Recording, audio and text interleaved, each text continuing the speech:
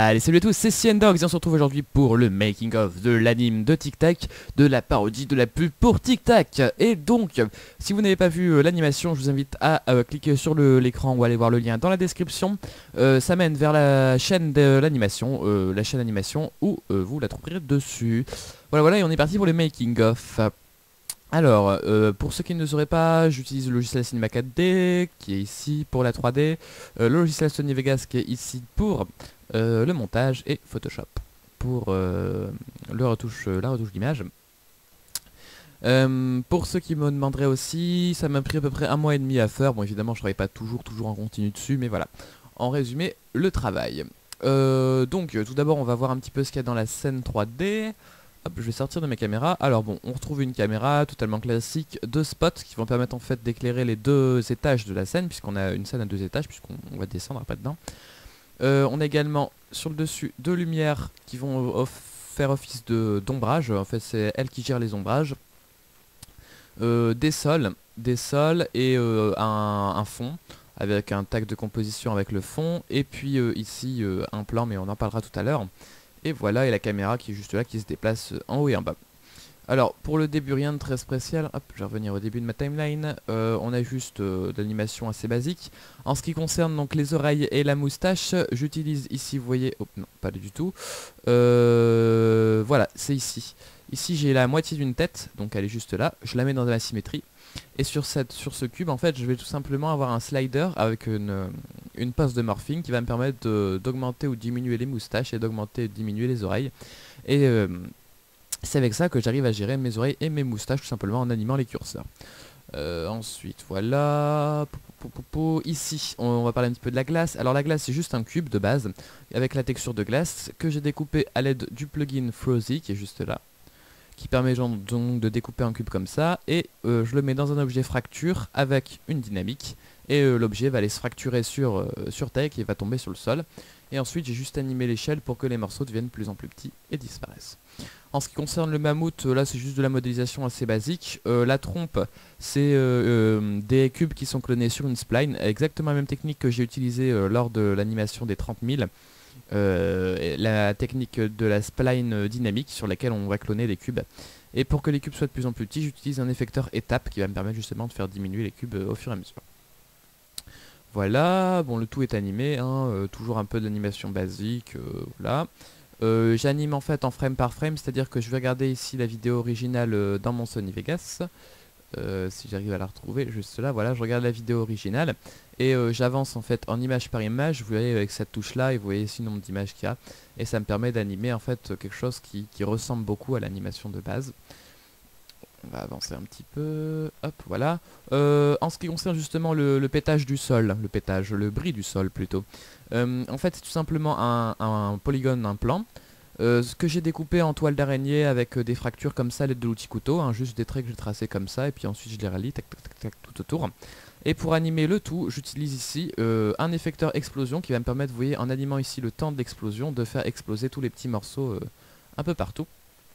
Donc voilà, quand il tape, j'anime pour que ça explose. Ensuite au niveau du mouton, rien de très spécial, hein, il y a juste les pattes qui sont gérées à l'aide d'une tentacle de vibration pour qu'elle fasse pop pop pop pop pop comme ça, pas régulièrement, avec derrière un petit émetteur qui émet des bulles. Bon bah ça c'était juste pour ressembler à l'animation originale. On va parler tout de suite des textures aussi, puisque à part les textures Minecraft, ici j'utilise en texture multicolore juste un dégradé avec en fait plein de couleurs, et ici j'augmente la turbulence pour avoir cet effet un petit peu de vapeur, de nuage sur la texture, et c'est ce qui me permet d'avoir ces rendus là sur la tête et sur le mouton. Donc on avance encore de l'animation assez basique. Voilà. Ah, ensuite on passe à la partie intéressante, c'est-à-dire toute la gestion des particules. Particules très présentes dans l'animation. Alors je vais le laisser simuler un peu et on va sortir de la caméra pour que je puisse vous montrer un petit peu ce que ça donne en vue extérieure. Voilà. Pouf. Alors, qu'est-ce qu'on voit ici? On voit rien, d'accord.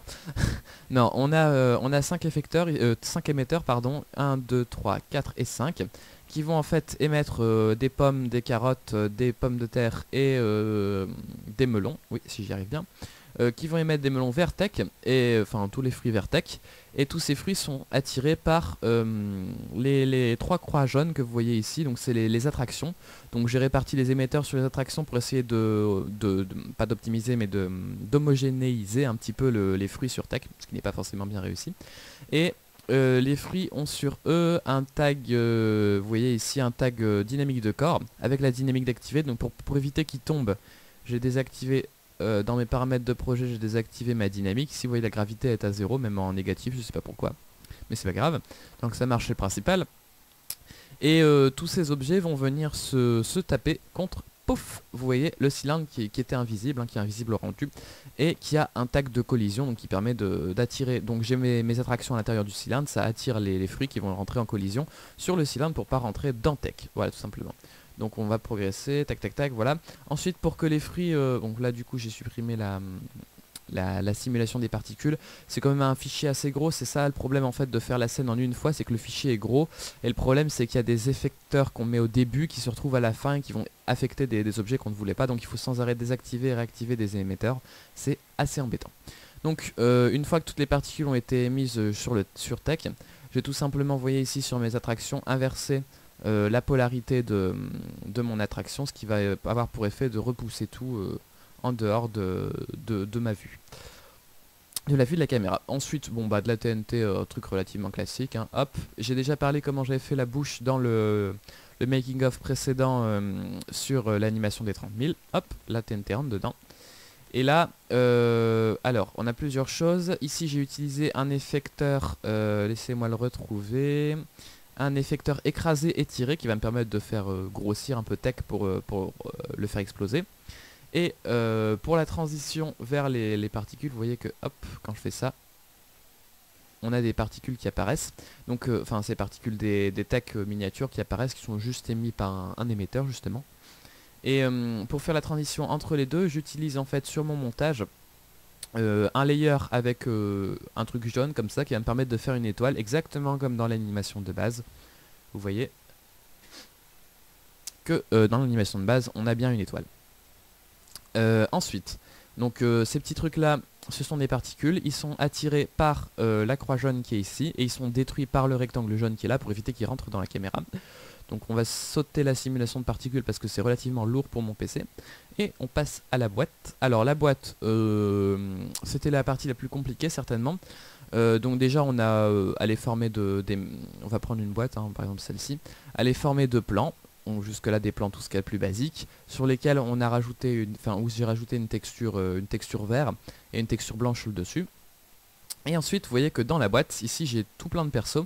Alors les persos c'est juste des clones sur lesquels j'ai appliqué un tag de dynamique qui va me permettre d'éviter que les clones s'en aillent de la boîte, et également un tag de dynamique, enfin un tag de collision pardon, sur la boîte pour éviter que, justement que les tags s'en aillent n'importe où. Et puis donc voilà, le fait que ça secoue, ça va faire agir la dynamique et les techs vont bouger dans la boîte. En ce qui concerne la modélisation de la boîte, on a juste ici, ça c'est fait avec des splines, ça également. Le texte c'est un mot texte normal, et le logo, très important, le logo. J'ai repris le logo Tech, le logo Tic Tac pardon, tout ce qui est plus classique, celui que vous voyez ici. Je l'ai mis dans Photoshop, à l'aide de l'outil tampon, de l'outil doigt et de l'outil flou, j'ai réussi à... ouais c'est un peu moyen je sais, mais j'ai réussi à peu près bien à enlever le texte, et ensuite j'ai replacé le texte au-dessus, un texte tout ce qui est plus basique avec un petit ombrage pour faire comme dans la pub. Et voilà, et donc c'est ce texte que je réutilise, vous voyez ici, avec un canal alpha pour qu'il soit transparent. Et puis les autres boîtes c'est exactement la même chose, avec une texture différente, c'est-à-dire qu'on a un dégradé différent, puisque vous voyez que si ça veut bien l'afficher un jour ou un autre, on a un dégradé du vert vers le gris, ou du jaune vers le gris, ou du rouge vers le gris sur les boîtes, avec un texte différent et des textes différents avec des couleurs différentes à l'intérieur. Je pense qu'on a fini pour ce qui concerne l'animation 3D. On va passer au montage. Pour ce qui concerne le temps de rendu, il s'étale entre 15 secondes pour cette frame là, c'est-à-dire la première frame avec rien du tout, juste avec 2 cubes et le sol.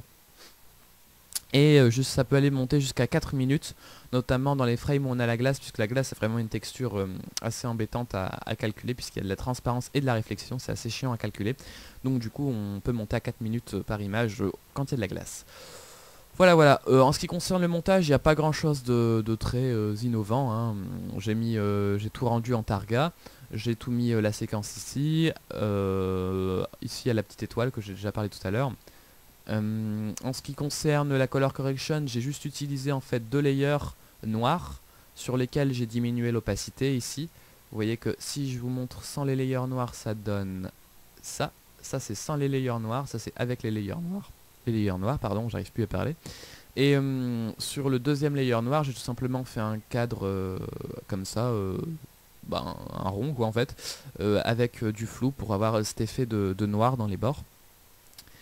Et puis voilà, ensuite sur ça il y a juste le logo, hein. Le logo c'est 3 layers avec un layer avec tick, un layer avec tech et un layer avec le fond.